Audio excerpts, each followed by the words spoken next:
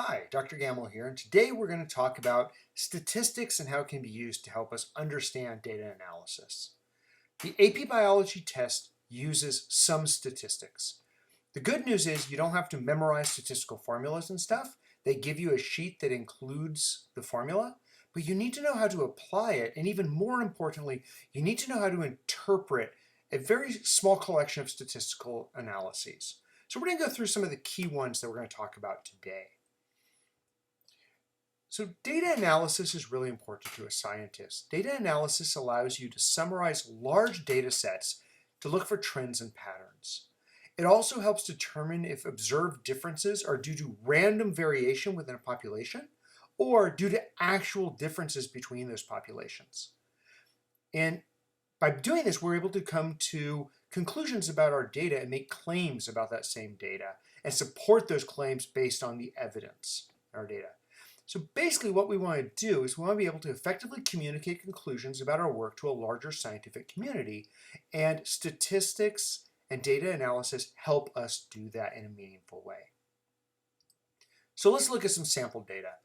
So here I have some data about body temperature. You can look, we went in, we sampled, off the top of my head, looking at this, 100-ish individuals, and we took their body temperature in Fahrenheit.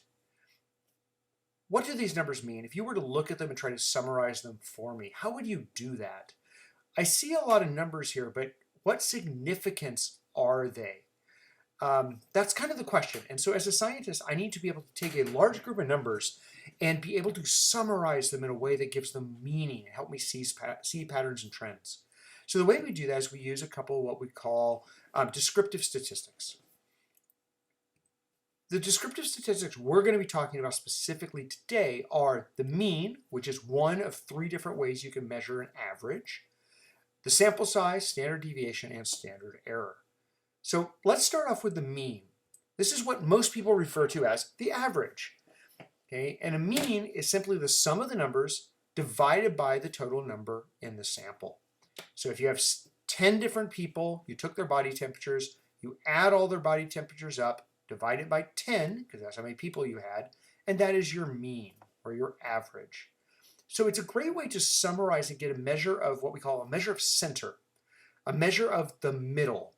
Now, there are arguments that sometimes the mean is not a very good measure of the middle, and sometimes it's a great measure of the middle.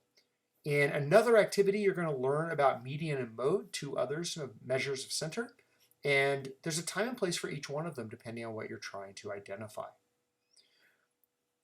So when we take the mean of a sample, what we're really trying to do is get an idea of the population's mean, the whole population, not just our single group, our single sample. And the equation you see at the bottom down here, this is the equation for the mean. You do not need to memorize this.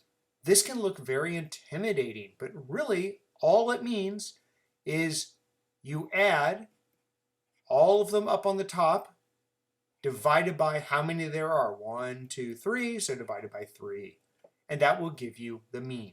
You've probably been doing that for years, just calling it the average instead of the mean. So let's go back to our data. So here we have body temperature, and the sample mean is 98.25 degrees. Okay, this is degrees Fahrenheit. So the average of all these individuals that we collected is 98.25. Now, you might think back to a previous class you've had or some other time and heard that body temperature is 98.6 degrees. Well, clearly this shows that it fluctuates a little bit.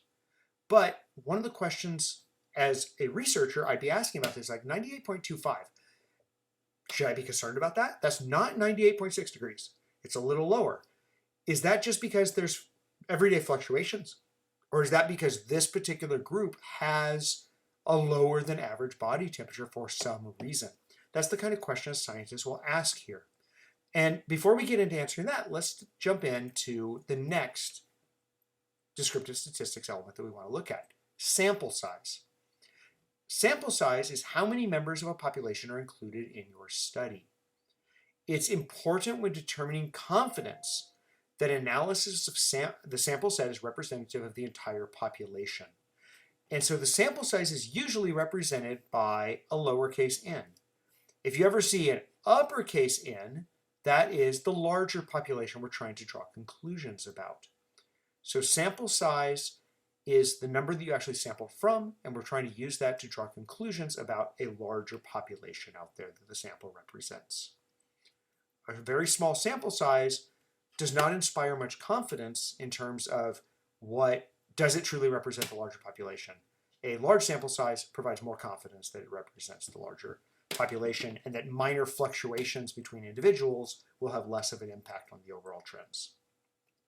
So going back to our data again, we have the body temperature, sample size 130. We looked at 130 individuals and collected their data. So this is a pretty good sample size.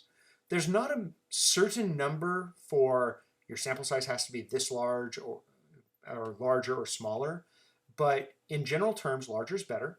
But there are limitations on time, energy, and money for how large a sample you can collect. At some point, enough is enough. Statistically, the magic number seems to be around 30.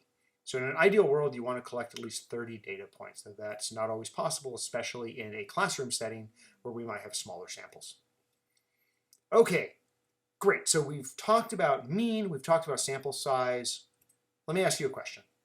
Which of these companies would you rather work for? Company A has 1,000 employees with a mean salary of $100,000 a year. Company B also has 1,000 employees with a mean salary of $100,000 a year. Do you have a preference, one or the other?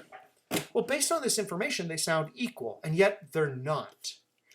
If I were to go in and plot the points here, if I were to create a graph, and okay, over here I'm doing, basically it's a bar graph showing salaries. Okay, and up here we have 200,000. Down here we have 0, and we have 100,000 here. And I were to look at company A, and I saw this is the actual salary. So not the mean, these are the actual data points they made up. Okay, there we go. The vast majority of employees at this particular company earn $100,000 a year. So if you went to work for this company, you're probably going to earn around $100,000 a year. Let's compare that to company B. Pretend it's the same graphs and stuff. The CEO of this company earns $10 million a year. Everyone else earns about $10,000 a year. So if you go to work for this company, what are the odds of you earning $100,000 a year? Well, if you're the new CEO, great, you're going to earn a lot more than that, but almost anyone else is not going to earn more than that. They're going to earn significantly less. 10% of what they expected was the average salary. So statistics can be deceptive. You can't take numbers at face value. You need to interpret them. So saying we have a bunch of numbers, we know the mean, that is a very limited interpretation of what these numbers are showing us. By looking at the distribution, or what we call the variation within the data, can reveal trends in the data that are very, very important. For example, how much are you likely to earn if you work at company A or B? Don't know about you, but I think company A would be a much better place to work. I'm much likelier to have a better salary if I go there. The first measure of variation that we're going to look at is called standard deviation. So the standard deviation is a tool for measuring the spread, or the variation, the variance, in the sample population. How closely clumped together are the different data points? When you have a large standard deviation, that tells you the data points differ from the mean a lot. They're spread out, they're not clustered around the mean. A small standard deviation, on the other hand, shows that the data is all clustered very close to the mean. Now, this is the equation for standard deviation, and later on this week, you're going to do an activity where you're going to practice calculating standard deviation. But you will not have to calculate standard deviation on the AP Biology exam. They do not ask you to do it. However, they could ask you about standard deviation and what it means, or how you use the standard deviation to interpret some data. So you do need to understand how it's derived and how you use it. Okay, so that's standard deviation. So look at these two populations. This first one on the left over here, this is a population with a very large standard deviation. The line represents the mean, and you have some data points that are very, very close to the mean and some that are much, much further away on either side. So that would be a large standard deviation. Let's contrast that to this one on the right, and this is talking about birth weight, estimated versus actual. And you can see they're pretty accurate. Okay, there's not much variation between what they expected and what they actually saw. The standard deviation is very small, so they're clustered very, very close to the mean. So standard deviation is a numeric way to represent how much variation occurs. Large standard deviation, they vary a lot, different data points. Small standard deviation, they don't vary very much. They tend to be consistent. So let's go back to our temperature, body temperatures. The standard deviation for this particular one is 0.73. Okay, 0.73. What does that actually mean? How do I interpret that to mean something? Here's what you need to understand there. If I go in and I have my standard deviation equals 0.73, and I graph my data, and the data here is what we call a standard distribution. And let's just say this one's IQ score. So let's talk about IQ score for a minute. The average IQ score is 100. That's the definition of an average IQ. And when you look at the standard deviation, and the standard deviation here is basically 15. Okay, so the standard deviation is 15. What that means, if you go from the median and add 15, you will get right there. If you subtract 15, you will get right here. Within this range of plus 15 minus 15 will contain 68% of all your data points. Similarly, if you double the standard deviation, 2 standard deviations, so it's 30 now, and you go 30 above the mean and 30 below the mean, you will include 95% of all the data points you collected. And we can go further than this. As scientists, 95% confidence, 95% certainty is kind of our magic number. We are happy if we are 95% certain. Less than that, we're uncomfortable. More than that, wow, that's fantastic. But 95 is kind of the line in the sand that scientists have drawn. So with my sample here, I would go ahead and I could take my average. Let's back up a slide. So 0.73, and if you remember, our sample was what? 98.25 plus or minus 0.73. So if you take that and you find the range, you add 0.73 and subtract 0.73 from this, you will end up with a range of values 97.52 all the way to 98.98. Okay, so when I get this spread, this will contain 68% of all the values. If I double it and get that spread, that'll be 95% of all the different values and variables or recorded values that are in this chart. Okay, so based on that, you can get an idea of how much variation there is in my group. Okay, we do, however, have another measure of variance that we use, and we call that the standard error, sometimes called the standard error of the mean, or SE or SEM. They mean the same thing. So standard error is a little different. Where the variance, where the standard deviation is a measure of how different the different variables, the different dots on your graph are, the standard error is asking a different question. It says, how well does my sample mean represent the real world population's mean that I'm investigating? How confident am I that if I were to do this experiment over and over and over, I would get the same mean or close to the same mean?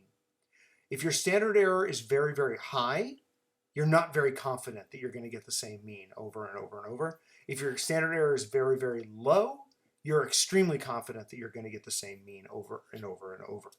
So that's what standard error is. And standard error appears on the AP test frequently. It's by far the most favored one. Okay? And we do that either by just seeing standard error or more likely as error bars, which I'll talk about in a minute. Now remember, I said a minute ago, scientists like that 95% confidence. And so to make a 95% confidence interval, we're going to double the standard error and add or subtract that from our mean. Here is the standard error equation. You will have to practice this in class just to do it. However, you don't have to be able to calculate it on the AP test. Just interpret it and apply the results to draw conclusions. So let's look at how this works. So here I have standard error, 0.06. So if I were to go ahead and add and subtract that from my mean, I would get a range. If I have one of them, a standard error plus 0.06 and minus 0.06, that would include 68% confidence. Double that, I'm 95% confidence, and that's where I want to be. Okay, so we have a bunch of numbers here. What does that tell us about the data set? Well, we have the sample mean. We know the average body temperature for this group was 98.25 degrees Fahrenheit. Their standard error was 0.06 degrees Fahrenheit. Another way I could write that is I could say the sample mean plus or minus 2 standard errors. 98.25 plus or minus 0.12. I doubled the standard error, and that gave me that number. Now, that 95% confidence, so now I take 98.25, I subtract 0.12, that gave me 98.13, and then I take 98.25, add 0.12, and that gave me 98.37. This is giving me a range. Since I doubled it, I'm 95% confident that this will contain my mean values if I were to do this again. So the range for sample mean, so this 98.13 to 98.37, does not include the commonly accepted average body temperature of 98.6 degrees.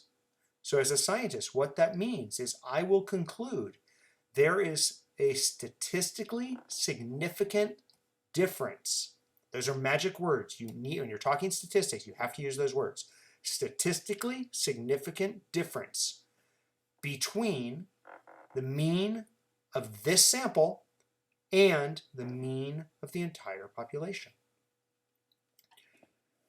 If we were to do this experiment over and over and over, 95% of the time, I would expect my values, my mean, to fall between 98.37 and 98.13. So right now, it fell right there. If I did this experiment again, it might fall there, it might fall here, here, here, if I keep doing it. But 95% of the time, I'm confident it's going to fall within this range because I have a 95% confidence interval.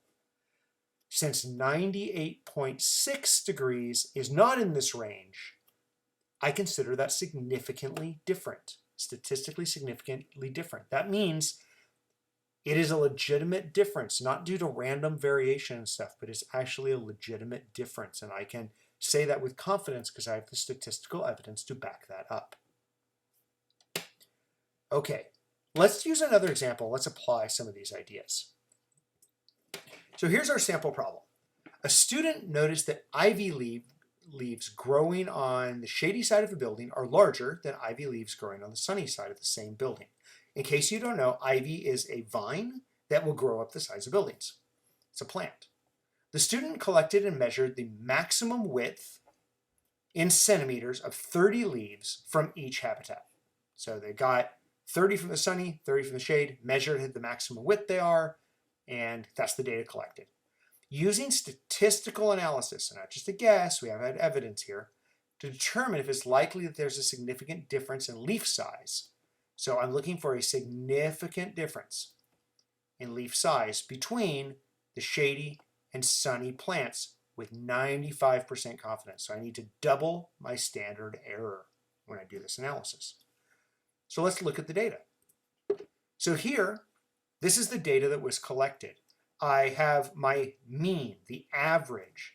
So in the shade 7.43 centimeters. In the sun, 5.88 centimeters. My standard deviation. If I look at this carefully, this group here in the shade shows more variation between my measurements than this one does here in the sun. I record 30 in each, so that's my sample. And then standard error. This is my standard error for in the shade. This is my standard error for the sun. Great. So are the differences we see because of random chance or because there's actually a difference? Well, I went ahead, first off, I doubled my standard error. Remember, I want a 95% confidence interval. So I took this number, times it by 2, that's it. Times this one by 2, that's it. So I've doubled the standard error, so I have a 95% confidence interval. Okay. Now I'm going to graph the mean. I'm going to take my two mean values and I'm going to create a graph. There we go. There's the graph. Based on this graph right now, does one set of conditions grow better than the other? Well, looking at it, I would say, sure. The shady ivy clearly grew more. These leaves are bigger than the one in the sun. So in the shade grows better. And if you said that, you would miss the point because we don't have enough information. Remember, part of my question is this sample represents the larger population. If I were to do this experiment over and over and over, would I always get the same results? If yes, then I'm confident saying shady's better than sunny. But if they might switch places when I do this over and over, then I can't draw any conclusions about them being different. So how do I determine that? Well, I got to pull standard error into it. So here, my collected data again, remember we just graphed the means. I'm now going to include the two standard errors on there as what we call error bars. So I graph, here's my same graph you just saw a minute ago, but I've added error bars here. So if you remember back here, two error bars for shade was 0.60, two error bars for, two standard errors for sunny leaves were 0.48. So 0.60 and 0.48. So what I did here to get this particular,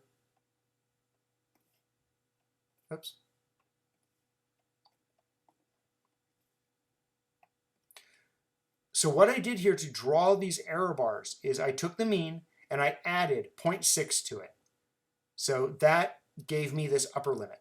I then took the mean and subtracted 0.6 from it. That gave me this lower limit. And then I drew a line between the two. I did the same over here, but I used 0.48 added, 0.48 subtracted, and I drew the line there. These are referred to as error bars. And this shows me my 95% confidence interval. If I were to do this experiment over and over and over, I am 95% certain that every time I did it, the mean would occur, the mean for the shade would occur within this range. And similarly, the mean for the sunny would occur within this range.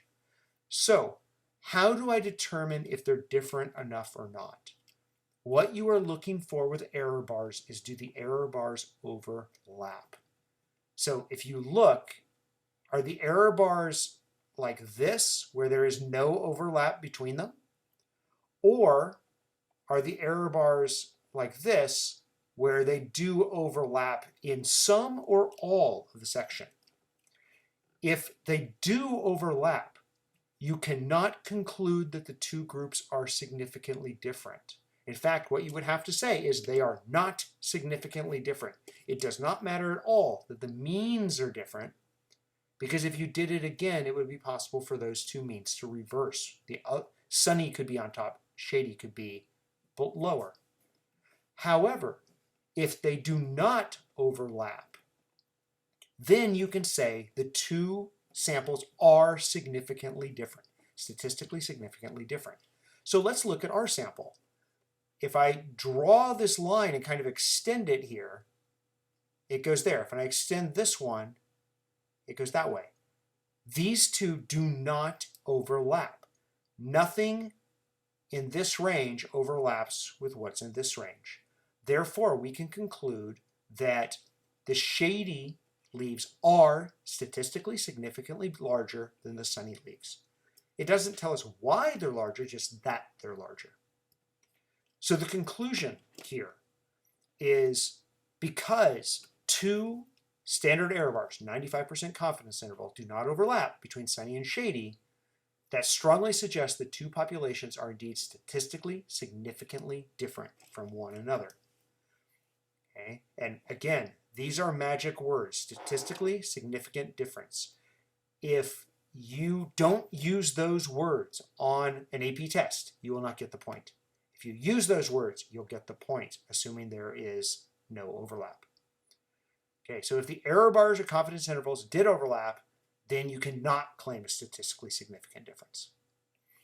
You will, I guarantee you, see one, if not more than one question on the AP test dealing with error bars. Most likely, you will see a graph that includes error bars that you will have to interpret, and you will have to create another graph that you have to add error bars and interpret. It's a common question on the AP test, and I want to make sure that you get those points when you see it. Okay? Hope that makes sense, and welcome to your Introduction to Statistics in AP Biology. We'll be playing with these concepts throughout the year, but I wanted to introduce them at the start to make sure you can start driving them home as we keep working through labs. Have a great day.